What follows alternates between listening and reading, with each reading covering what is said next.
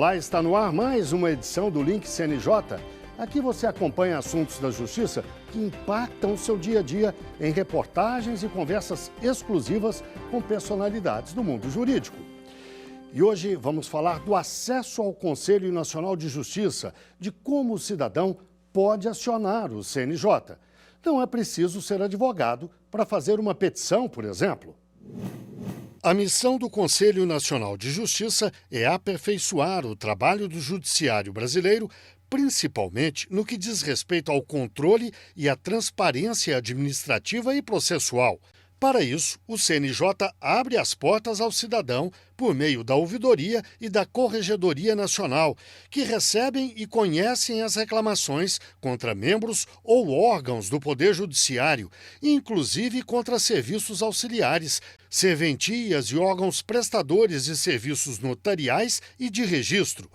As decisões tomadas pelo CNJ a partir da comunicação feita pelo cidadão são sempre respondidas pela ouvidoria. Veja o passo a passo neste vídeo. Vamos entender como acionar o Conselho Nacional de Justiça. Qualquer cidadão pode fazer isso desde que a reclamação esteja relacionada às competências do órgão. Além das competências constitucionais, é importante que a reclamação atenda às competências previstas nos artigos 4º e 8º do Regimento Interno do CNJ. Elas são muitas, então não vamos falar de cada uma delas aqui, mas que tal acessar o regimento no link do vídeo? Quer um exemplo? Aqui vai. Julgar em plenário processos disciplinares contra magistrados, lembrando que sempre no âmbito administrativo. Daí você viu que sua petição está dentro do rol de competências do Conselho. Agora, você tem de registrá-la no CNJ. Para isso, o interessado não precisa de advogado. No requerimento que você enviar, basta explicar qual é o problema e que providência você espera que o CNJ tome. Não se esqueça dos documentos que julgar necessários para comprovar o que está sendo alegado, além de assiná-la e juntar documentos que comprovem sua identidade e endereço. Existem duas formas de encaminhar uma petição ao CNJ, em papel ou eletronicamente. Para que seja por meio eletrônico, você precisa do certificado digital de acesso ao sistema do PJE, o Sistema de Processo Eletrônico do CNJ. Algumas pessoas têm de fazer o registro de forma eletrônica obrigatoriamente. Já os encaminhamentos em papel podem ser enviados via correios para este endereço, ou entregues pessoalmente pelo interessado. Lembre-se, o documento deve ser assinado e ter cópias do documento de identidade, do CPF e do comprovante de residência do requerente. Depois disso, ela será transformada em processo digital e tramitará no PJE. Saiba também que cada um dos processos recebidos pelo CNJ tem uma classe processual diferente. Existe uma tabela explicando direitinho o que é cada uma e quem, dentro do Conselho, vai analisar. É só acessar o link do vídeo. Viu como é simples? Para falar sobre o assunto, eu converso online com Hernani Carvalho, cientista político e professor da Universidade Federal de Pernambuco, e também com Gustavo Schmidt, professor de Direito Constitucional da Fundação Getúlio Vargas. Muito obrigado aos dois pela participação aqui no Link CNJ. Eu começo com uma pergunta para o professor Hernani. Professor, acho importante a gente relembrar a finalidade do CNJ. Para que ele foi criado? Mais do que isso, eu gostaria de uma avaliação sua se ele tem cumprido o papel que se espera dele. Por favor. Os conselhos, no geral, né, na Europa e na América Latina, eles foram criados com o objetivo de melhorar a administração do judiciário como um todo, né? Na Europa teve uma perspectiva mais diferenciada, que lá havia também a intenção de bloquear a influência política, né, dos partidos e de figuras importantes da política europeia. Mas na América Latina, sobretudo, o desempenho do judiciário era o foco, né? No caso do Brasil, a emenda de 2004 buscava justamente dar foco a essa missão de melhorar o desempenho, a performance do judiciário, fazendo com que ele chegasse ao cidadão de forma a prestar os serviços da jurisdição, enfim, do direito, né? Ou seja, aqueles que buscavam a justiça para ver seus litígios, suas disputas sanadas. Na sua avaliação, o CNJ tem cumprido bem esse papel? Acredito que houve um certo atropelo, né, com relação à função do CNJ, mas depois, com o passar do tempo, né, com a institucionalização, a própria missão que os presidentes que foram se sucedendo à frente do CNJ, a coisa foi engrenando de forma bastante positiva e propositiva. Eu acredito que hoje o CNJ cumpre um papel muito importante. Um dos mais importantes seria a transparência, né? Exigir a transparência dos dados da justiça, do funcionamento do judiciário, do cumprimento das missões e das etapas administrativas, enfim. Eu acho que sim, o CNJ tem cumprido com um papel relevante para a sociedade brasileira. Professor Gustavo, eu peço a mesma avaliação do senhor, por favor. Havia algumas questões latentes na sociedade que exigiam uma resposta do parlamento. E uma delas era a percepção social de que o judiciário ele não submetia a qualquer espécie de controle. Então, a aprovação da emenda 45, com a criação especificamente do CNJ, surge exatamente nesse contexto. E assim, me parece que o CNJ, sim, tem cumprido um papel muito importante, tem desempenhado um papel muito importante desde o seu momento inicial. Talvez o que tem de mais marcante seja a resolução número 7, que vedou a figura do nepotismo no judiciário brasileiro. Lembrando que o Supremo depois estende isso por súmula vinculante para outras esferas do poder público e da administração pública também, mas isso começa exatamente no Conselho Nacional de Justiça, que identifica essa demanda da sociedade, uma demanda absolutamente republicana, reage a essa demanda e regulamenta o nepotismo ou a proibição do nepotismo no âmbito do Poder Judiciário. Professor Hernani, para cumprir bem o seu papel, o CNJ precisa dar acesso não apenas aos operadores de direito, a advogados, a juízes, a funcionários do sistema judicial, precisa dar acesso também ao cidadão comum, que é usuário final dos serviços prestados pelo judiciário. O CNJ tem conseguido cumprir esse papel de dar o acesso ao cidadão? Como é que o senhor avalia isso? A Constituição de 88, ela trouxe um pouco dessa dinâmica, né? A necessidade de fazer chegar ao judiciário a população. Sempre há trabalhos sociológicos que mostravam que a população, né, só conhecia o direito penal e não havia aproximação com o conhecimento da completude, né, do direito, da cidadania, etc. Isso foi se concretizando durante esse processo. E o CNJ é uma instituição que foi criada na institucionalização desse processo.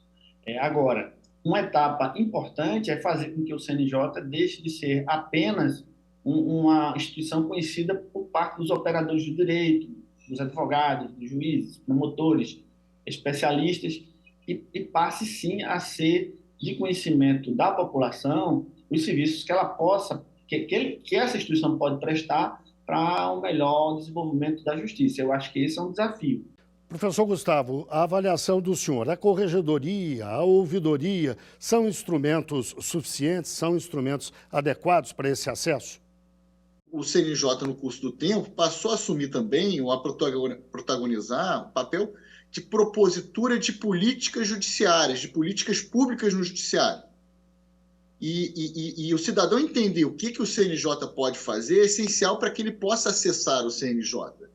O detalhe interessante aí é que não há necessidade de um operador do direito, de um advogado, para assistir um interessado em ir no CNJ. Qualquer cidadão ele pode ir ao CNJ, seja para fazer uma reclamação administrativa, uma reclamação disciplinar contra um magistrado, seja para propor algum tipo de iniciativa que se faça relevante.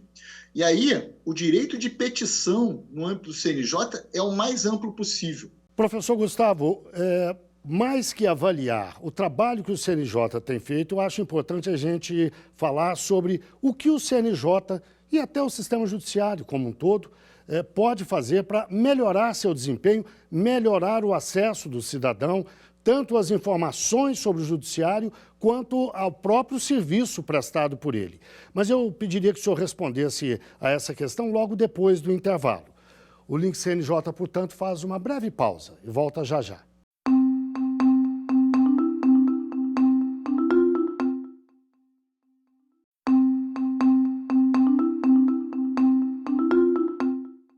O Link CNJ está de volta. Hoje falamos do acesso do cidadão ao Conselho Nacional de Justiça.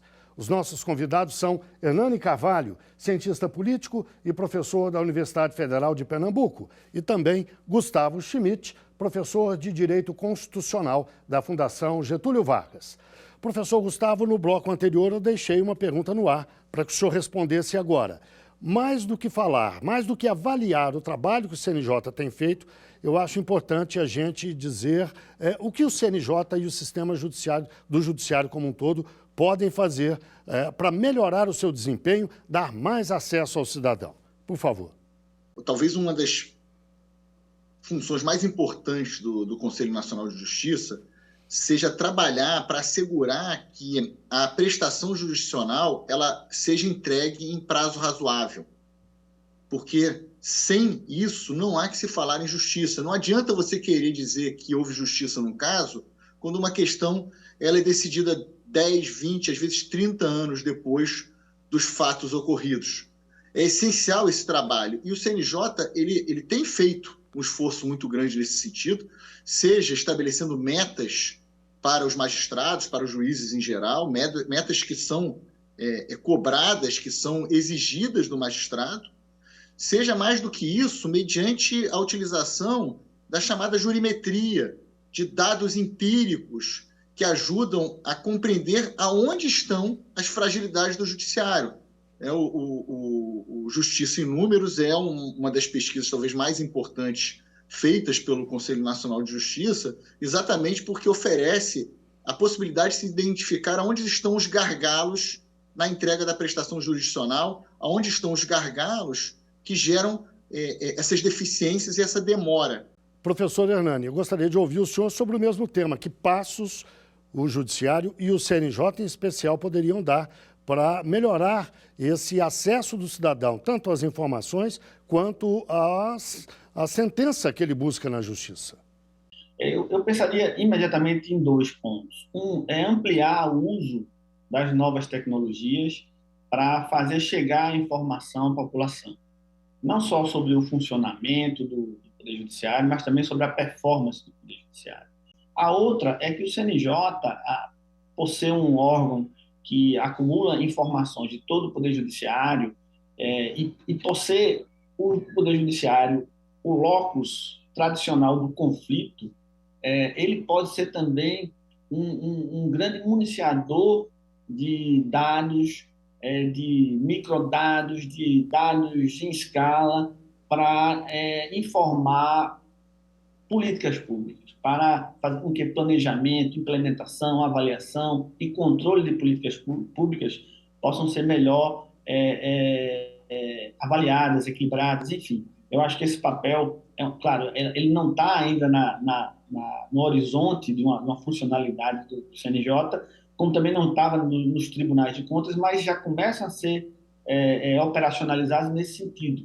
Professor Gustavo, o senhor tocou num ponto interessante. Os juízes não são políticos, muitas vezes têm que adotar posições contra-majoritárias, ou seja, eles não jogam para a galera, não jogam para a arquibancada, eles têm um manual a seguir, que é o Código Penal, que é o Código Civil, que é a Constituição, mas nesse trabalho eles enfrentam muitas vezes resistências. Nós vivemos um momento no país em que isso é bastante sentido. O senhor é otimista ou pessimista? O que os juízes brasileiros, os tribunais brasileiros, a Justiça, o CNJ, todo esse sistema precisa fazer para mostrar ao cidadão que esse é o papel dele e que esse é o trabalho do sistema? Guilherme, eu sou um otimista em geral, tá? Tenho que dizer isso para você. Eu sempre acredito que o processo democrático é um processo de idas e vindas e de avanço gradual, com, evidentemente, alguns momentos que podem ter algum grau de retrocesso. Você tocou num ponto sensível que é um ponto que hoje está em evidência, que é muitas críticas injustas, tá, ao Poder Judiciário. O que eu gostaria de ver com mais frequência, efetivamente, são campanhas educativas para explicar para o cidadão qual é o papel do juiz. Eu acho que o cidadão não tem essa compreensão em geral e isso acaba sendo muito pernicioso. Se o cidadão entendesse que o juiz ele tem essa função de agir muitas vezes contra a vontade da maioria, contra a opinião pública, e ele tivesse a compreensão de como isso é importante para o bom funcionamento da democracia, certamente as críticas reduziriam bastante. Então, eu acho que é uma coisa que precisa ser trabalhada.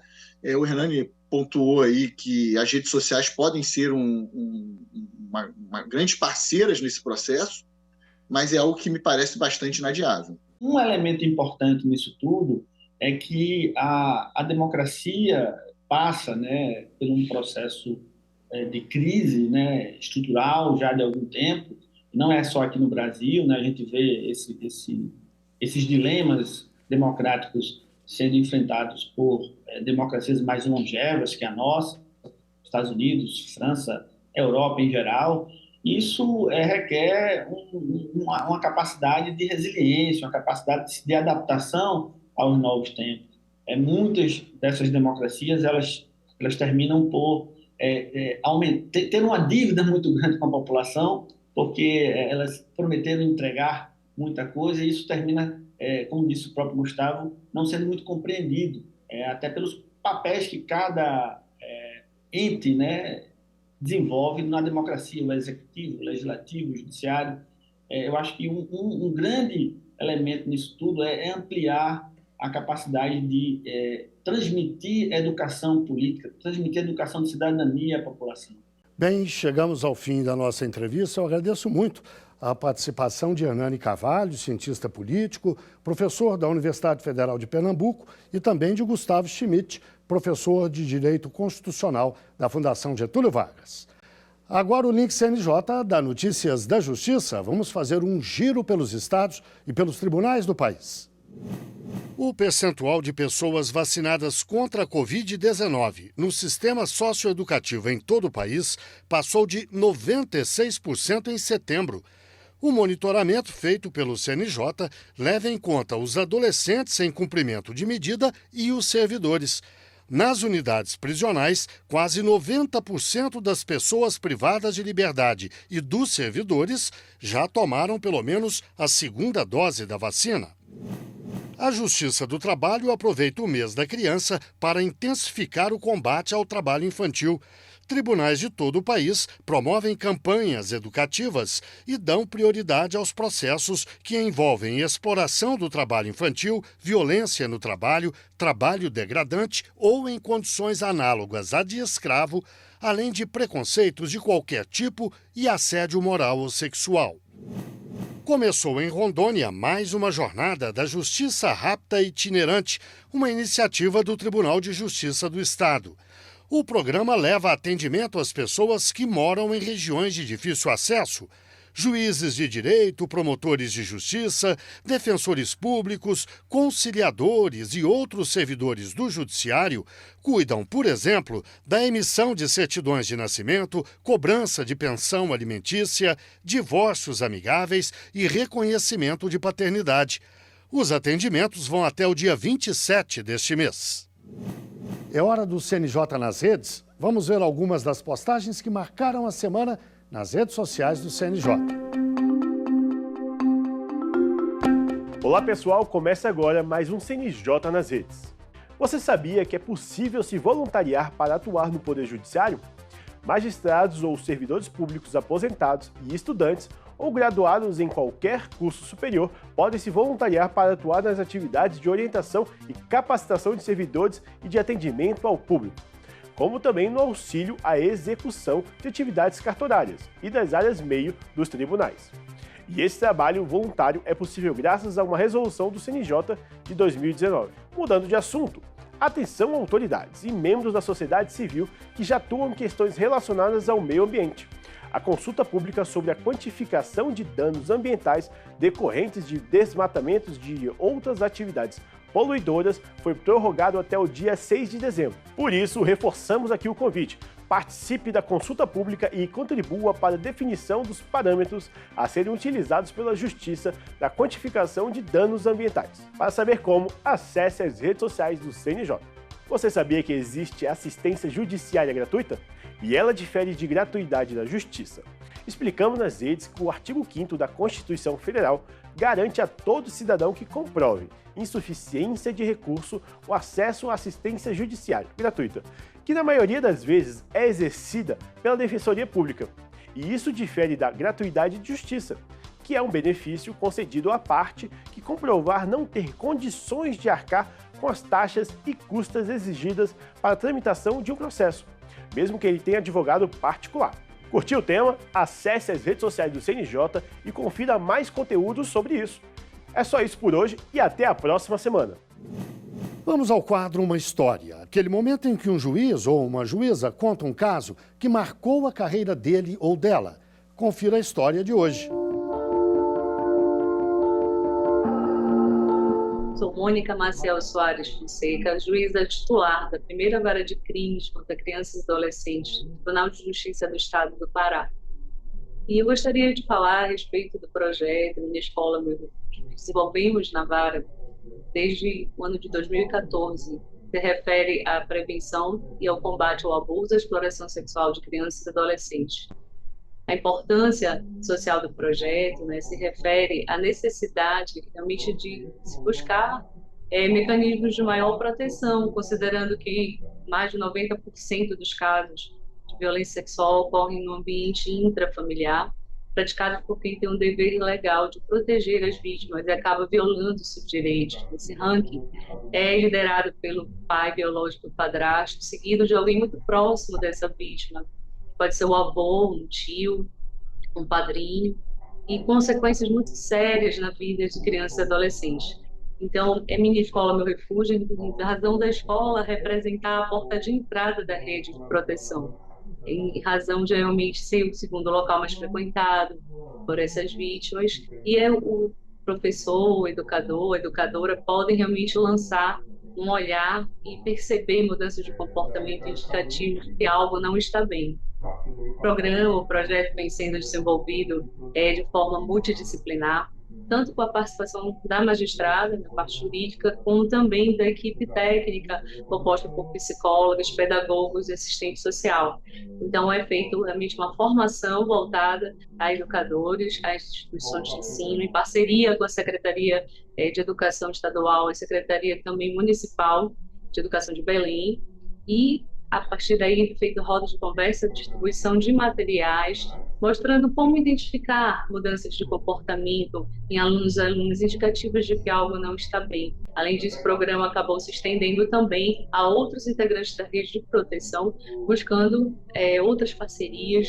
Temos parcerias com o Estado, o governo do Estado através de Ter Paz, Territórios pela Paz, um programa voltado em que levamos capacitação também a conselheiros tutelares, policiais civis, policiais militares, atendentes do Disque Denúncia Estadual, além realmente também de dar continuidade às instituições de ensino. E em 2020 tivemos a grata surpresa, no 17ª edição do Prêmio Novare, de ter o reconhecimento desse trabalho. Ficamos entre os 2 finalistas na categoria tribunal, recebemos a menção honrosa.